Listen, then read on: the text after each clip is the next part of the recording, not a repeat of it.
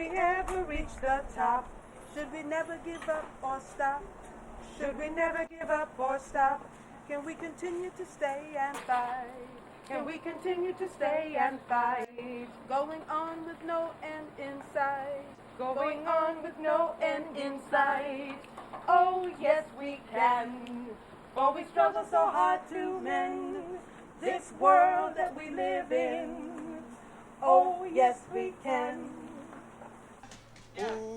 Pastors for Peace Friendshipment to Cuba, Caravan de la Amistad, is a citizen convoy which crosses the United States gathering humanitarian aid for Cuba and spreading awareness of the tremendous injustice against both Cuba and American citizens by the U.S. government. For 44 years, the United States has insisted on carrying out this economic blockade against Cuba, despite overwhelming United Nations votes condemning it as immoral and unjust, and the similar opinions of the Pope and the World Council of Churches. We're going to continue going until the blockade's over. This is our 15th time going. And we started in 1991. In 1992, you may remember if you're watching the press, we had a standoff. That's when the United States government decided to seize one of our buses that had computers on it, destined for Cuban schools, declaring that that the bus and the computers were a threat to the United States security. When we had a standoff, when they seized our buses and computers, we ended up having a hunger strike in response. And after 34 days, the government backed down, and all of our aid got through to Cuba and all of our people. It was a very difficult time, really hot, and just couldn't see no way out. No one was yielding. Recently, this harassment has been increased by the Bush administration to the point of calling for regime change in Cuba. This, despite the fact that most Cubans support their president, Fidel Castro, their system of government, and their revolution. They have now designated someone who will direct all the efforts to destroy the Cuban Revolution, and afterwards to direct the transition period, and then a permanent commission to direct the economy, and even a federal commission to direct the process of the distribution of property. Les quitan además la posibilidad de que sus hijos estudien sin pagar un centavo. They also take the possibility that their children can study without paying a penny. They take away their free medical services. You can imagine that none of this will be greeted with applause. This, despite the fact that Gallup polls have consistently indicated that the majority of Americans do not support the economic embargo on Cuba, and in fact would like normal relations with Cuba. This, despite the fact that Congress voted in 2004 not to fund enforcement of the travel restrictions to Cuba and to end the travel ban entirely. Cuba is the only country in the world where U.S. citizens are expected to have a license to travel legally. In New Mexico, I'm a student at the University of Chicago, and I'm here because I think the blockade is fundamentally immoral. It's something that separates families, destroys families. It's something that's fundamentally un-American because I think it really breaks our ideal of self-determination, because the Congress, both houses of Congress, the Senate and the House, have both voted with bipartisan support to end the travel ban. And it's been stripped by the Republican leadership. I think this is something that goes against our ideals as Americans, and more fundamentally, our ideals as human beings. So that's why I'm here. And yeah, hopefully it'll go well. We'll cross the border soon, and we'll make it to Cuba. So.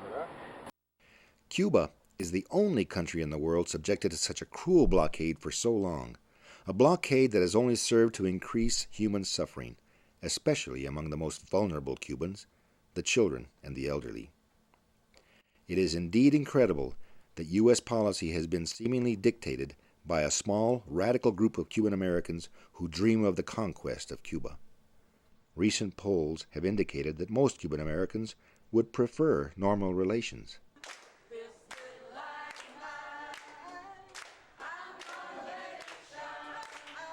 It is for these reasons that Pastors for Peace have embarked on the road of civil disobedience as a response to this perceived injustice.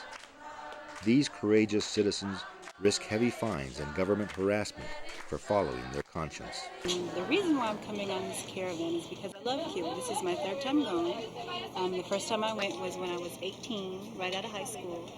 And I fell in love with Pastors for Peace, and I fell in love with Cuba. I oppose the embargo. I think it's immoral. The thing that I like about Cuba is the beauty of Cuba, the community environment, the health care, the socialist atmosphere where the people are taken care of. There are no homelessness. The people are healthy and happy. And I'm from San Diego, and I'm a veteran of 3 wars. And I think this blockade of Cuba is one of the worst wars I think that you could even suggest.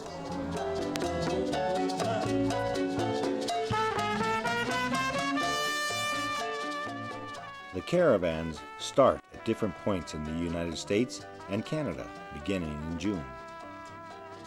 They all make stops at communities along the way to gather donated humanitarian aid and have special events to discuss Cuba.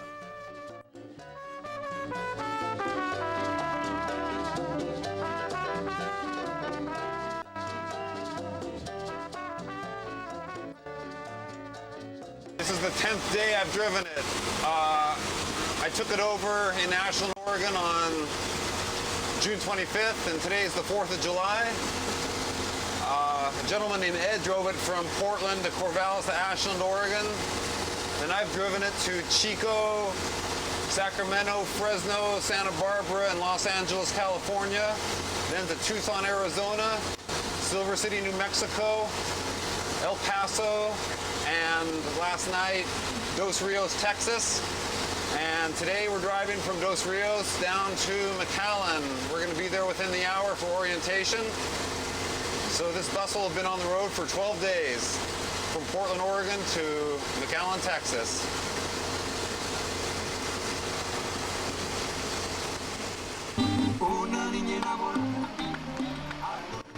The caravans all rendezvous in McAllen, Texas, where they prepare the aid for shipment. All the aid must be detailed in manifests and everyone pitches in.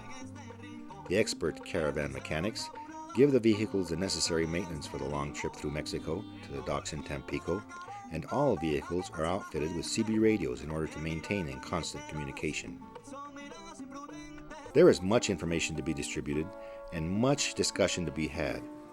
The logistics of this undertaking are incredible.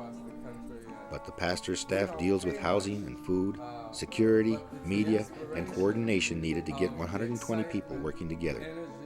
The group works for 4 days to accomplish this before heading for the border. I'm from Ukiah, California, which is a couple hours north of the Bay Area.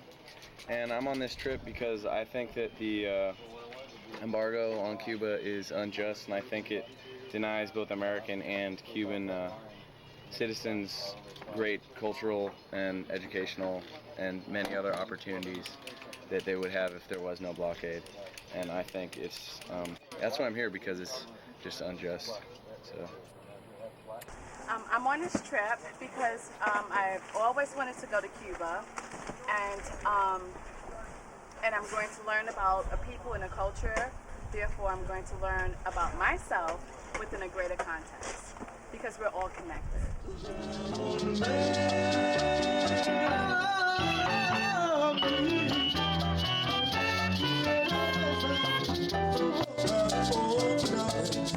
I think it's a wonderful thing to come together in fellowship with the Pastors for Peace, who are political activists and who practice the Word of God and who practice exercising their rights.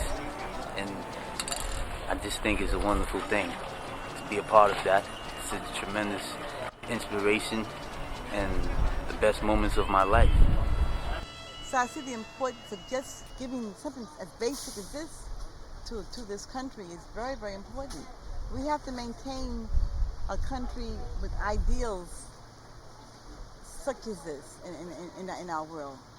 Just imagine if the world was like this, where people could have free education and free health care. Just imagine it. And 15 children per classroom, from the first to the 12th grade.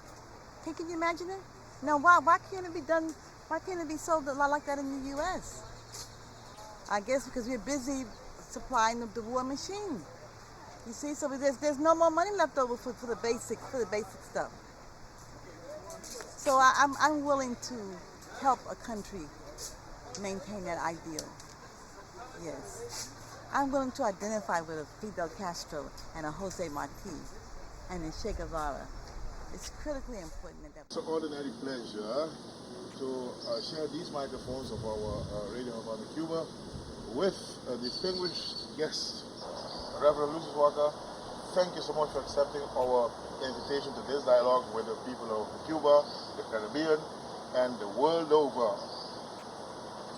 It's our pleasure. We have looked forward to this moment in the experience of the Caravan. We started at 4 routes in Canada, 13 routes across the United States. We've traveled through 125 cities, and we are now gathered, all of the vehicles, all of the 120 Caravanistas in the Basilica of San Juan in South Texas. We're preparing to go across the border. In these 2 days, we will be doing orientation, cultural sensitivity training, nonviolence training, developing a common, comprehensive understanding of the political situation of the U.S. blockade, the new developments, the heightened tension that has been created by the Bush administration, and in preparation for going forward in an act of civil obedience. We are moving forward in obedience to the higher power, in obedience to God's call that we be one people, that we be a united people, in support of Cuba's effort to likewise build that new world which is possible. It's a very exciting time, and we're happy to be sharing with our sisters and brothers in Cuba at this particular moment. The bottom line is, The group must be oriented about what to expect at the border, what to expect in Cuba, and the spiritual needs must be addressed. Every morning after breakfast, the group gathers for reflection, led by different Caravanistas. May avoid suffering and sorrow, but she simply cannot learn and feel and change and grow and love and live. Only the person who risks is truly free. Only the person who risks is truly free. We ask the ancestors for their guidance. And I bring you the last word from Brother Lucius. We never know when, in doing this work that we're doing, we may kick off, create the spark that will result in a more rapid end of this absolutely abominable policy. This is the best things a human being can do, is help people. I think they should learn from us, from Pastor for Peace. And I don't know if you'll be able to see this picture. This is my sister, 92 years old. She's in a home in Cuba. And this is the people we take in this help, this medicine, this doctor's equipment. This is my 14th caravan, but I started coming to Cuba, going to Cuba in 1960. There's nowhere else in the world where other country is seriously trying to find an alternative to the capitalist way. So it's very important in my estimation that Cuba be supported. Finally, the day of departure arrives and everyone is in high spirits, ready for the adventure ahead. They leave for the border where they anticipate an uneventful crossing.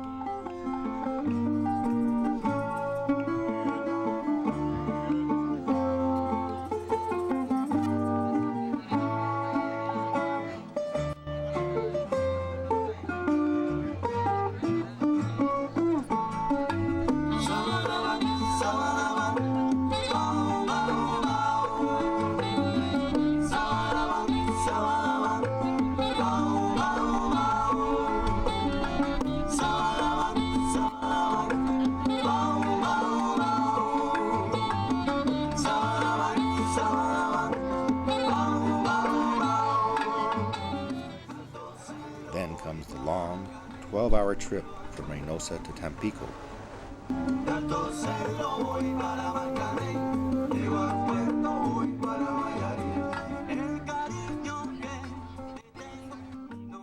once in Tampico, the aid must be weighed and placed in shipping containers for the voyage to Cuba.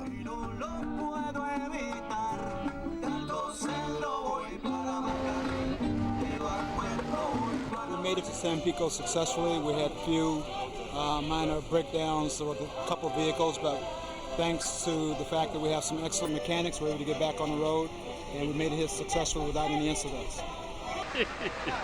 The spirit of the group is always excellent.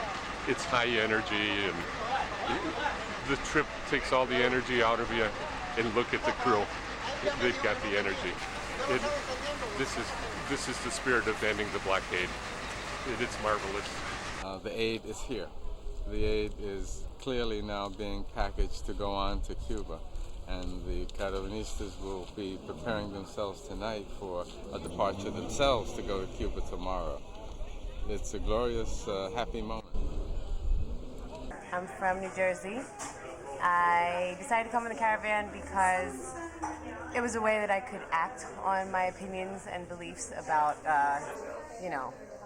our foreign policy towards Cuba and how uncomfortable I was with it. So instead of just talking about it, I could do something about it. And also, my father's Cuban. He came here when he was 14 from an affluent family in Cuba who started sending their kids away, after the revolution. And he's been active in solidarity work, but he's never been back. Solidarity with the revolution. So I'm actually the first person to go back in my family, and so I'm really excited. I'm going to look up the old house, and we have 2 cousins there still. I'm going to try and get in contact with. Soy de origen cubano, residente en Estados Unidos por 24 años. I am of Cuban origin, resident of the United States for 24 years. I have traveled with Pastors for Peace since the first caravan until number 14 caravan. This is number 15. I have never had a problem going or coming, but the new regulations of our president are very strong. My mother has just turned 90 on the 17th of June, and this would have been an opportunity to take her some food, money, and medicine. She has a problem with her skin, and according to the new regulations, I can't go. I can't possibly accept this situation. For me, it is extremely harsh. The Caravanistas board a flight for the 2.5-hour trip to Havana, where they arrive in the early morning hours to an intense press conference. The blockade against Cuba Sabemos que el bloqueo en contra de Cuba is immoral, es inmoral, it's illegal, es ilegal, it's illogical, y es ilógico, it's unjust. y es injusto.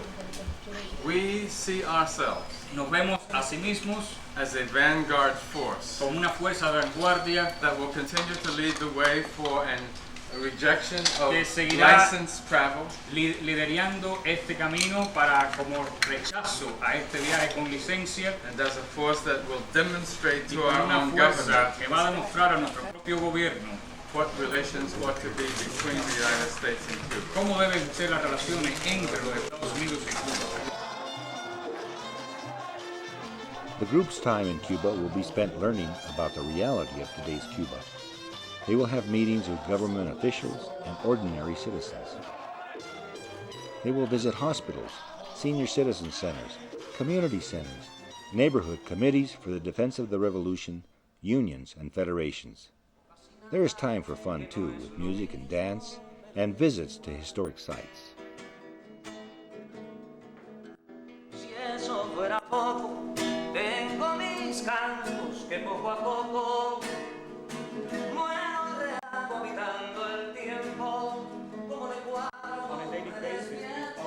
They meet with the families of the Cuban Five, who were arrested in 1998 and sentenced to long terms in U.S. maximum security prisons for defending their country against terrorism arising from Miami. People worldwide believe they were not given fair trials. They are national heroes in Cuba. Political analyst is promoting an international campaign for the five to be awarded with the Nobel Peace Prize. Grandparents, the number 5 in Cienfuegos welcome you, filled up with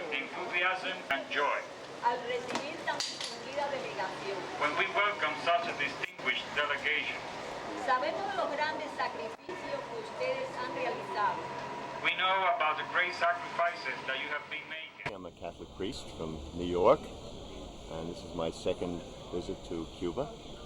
I came on the first Friendshipment back in 1992, and I'm happy to be able to make this second trip, just to see some differences, some improvements, but the same problem continues,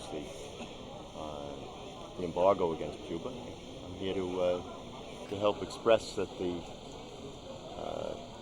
real soul and heart of the United States is not expressed in the embargo. That's just a political expression of a certain minority, and it's rather mean-spirited.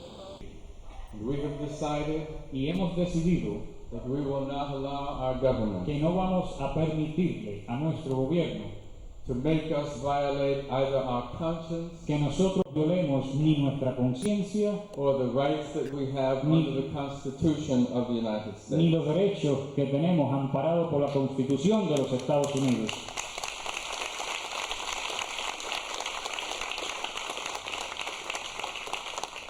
Whenever we come to Cuba with the Caravan, Cada vez que venimos a Cuba con las caravanas, we leave inspired by your spirit, nosotros nos vamos inspirados por el espíritu de ustedes, by your dedication por to su the dedicación wonderful revolution, a la maravillosa revolución, which is Cuba's gift not only to itself and its country, but to the world. que es el regalo de Cuba no solo a su propio país y a su pueblo, sino a todo el mundo. The only thing that they can do Y la única cosa que se me ocurre decirle, que es lo único que ellos pueden hacer, to stop us from going to Cuba de detenernos para que sigamos viniendo a Cuba, is to put us in jail. es ponernos en la cárcel. But if they put us in jail, Pero si nos ponen en la cárcel, we'll be with our 5 compatriots from nosotros Cuba. vamos a estar con los 5 héroes de Cuba. Le damos una vez más la bienvenida Welcome you again. y una grata estancia en nuestra ciudad. We wish you a nice stay here in this province.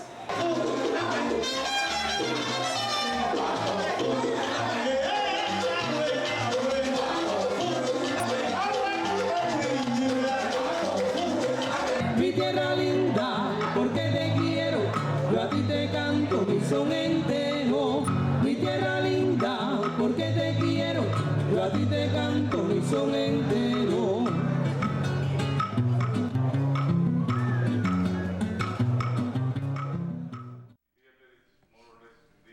Cuba is renowned throughout the world for its health system and biomedical research. Well, this is to show you that the human biotechnology program in fact takes place throughout the whole country. Esto es para que tengan una idea. The Caravan moves through the streets of Havana. They have a busy schedule.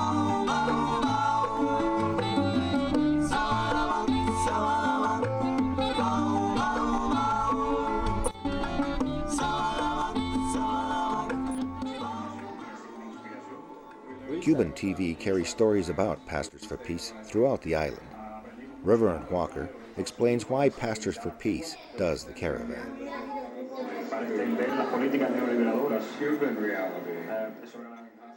We want to expose the American people to Cuban reality, to show hospitals and other social processes which Cuba guarantees for its people. Upon their return to Mexico, they must travel again the 12 hours between Tampico and Reynosa, where they will cross the border into the United States.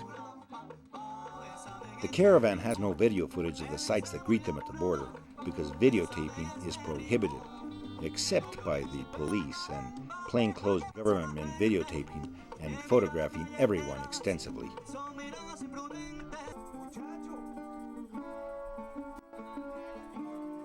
Customs, immigration, Treasury, Homeland Security agents, and local police, all to greet the menacing Pastors for Peace.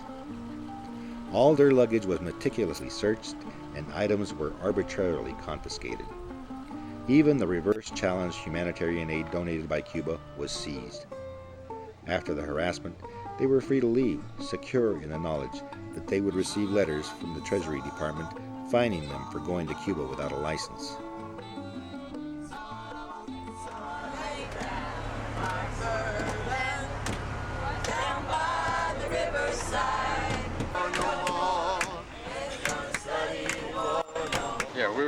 for about 3 hours.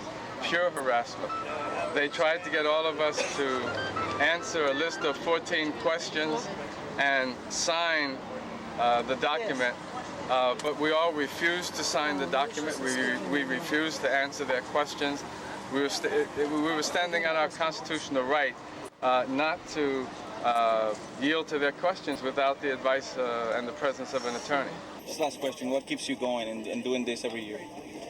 Well, let me tell you that this experience was absolutely wonderful. The visit to Cuba, the whole experience. It's a life-changing experience. We saw and experienced the truth of Cuba in a way that our government doesn't want us to know. I came because I knew the blockade was wrong, and I knew that I had a family history there. But when I went there, I didn't realize that I would be accepted as Cuban, not Cuban American. There's so many myths about how the Cuban people hate the Cuban American people, and that's not true at all. If anything, I was welcomed into homes, I was welcomed into churches and meetings as a child coming home, which really humbled me in so many ways. The whole thing is absurd. That is, their monitoring of us, their use of excessive force to try to intimidate us and to seize simple things. You know what they seized today? Yeah, they seized honey. 65 pounds of coffee, 91 little bottles of honey. They seized one flag, about a 7-inch Cuban flag. They seized a tambourine. They seized 2 maracas. They seized a bracelet, artwork. They seized a book of poetry, a book of children's poetry. Obviously threats to the security of this country. Threats to the security of the United States. It seems a little ludicrous. And we're determined that we're going to exercise our constitutional rights and our rights as people of faith to live freely and to visit openly and to relate with our sisters and brothers as sisters and brothers in Cuba. Congratulations on a successful caravan. Thank you. Retired Methodist pastor living in Bellingham, Washington. And my wife and I went first to Cuba in '93. I went on a caravan in '99. And I'm on this caravan because it seemed to me that the absurdity of the United States intimidation of the persons on this caravan was very extreme. I think that the real win for us was the ability to take over 100 tons of material aid to the people of Cuba, who were certainly more warm in receiving us than our own government. And the most inspiring thing that happened was when the gift that was given to me by a pregnant woman was confiscated. Because at first I cried and I felt so sad that they took it. And then I really, really understood that they can't really take away the things that are important, that the gift represents so much. And even the taking of the gift made it even more representative of the love between people. Let Cuba live and let the American people, the U.S. people, learn from and benefit from the wonderful, marvelous accomplishments of the Cuban Revolution. Adelante luchando por Cuba, apretando en solidaridad, ayudando a crear con los nietos este mundo de amor y de paz, este mundo de amor y de paz.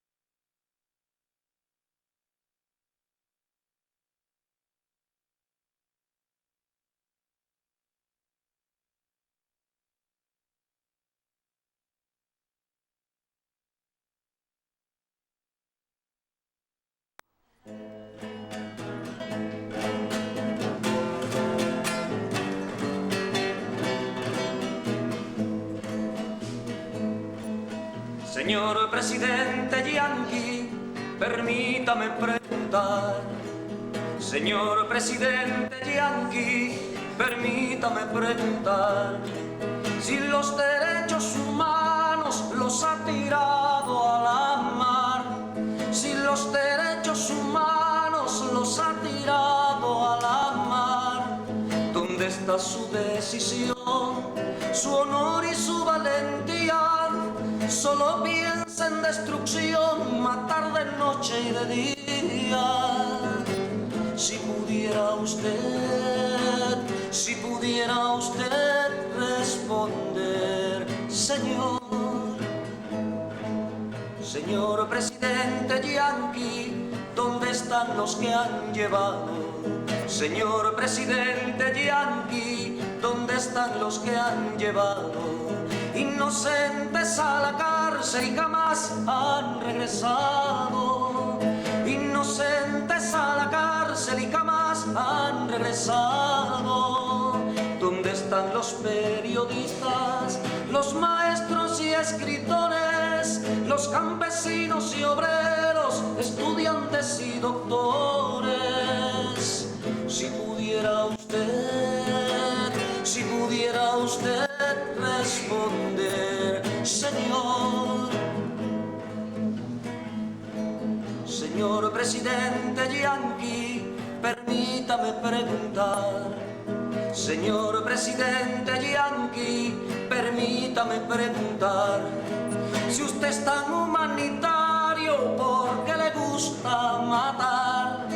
Si usted es tan humanitario, ¿por qué le gusta matar? Oiga, ¿por qué no invierte el tesoro empleado en armamento, en escuelitas rurales, hospitales y alimentos? ¿Por qué no invierte el tesoro empleado en armamentos, en escuelitas rurales, hospitales y alimentos? Si pudiera usted responder, señor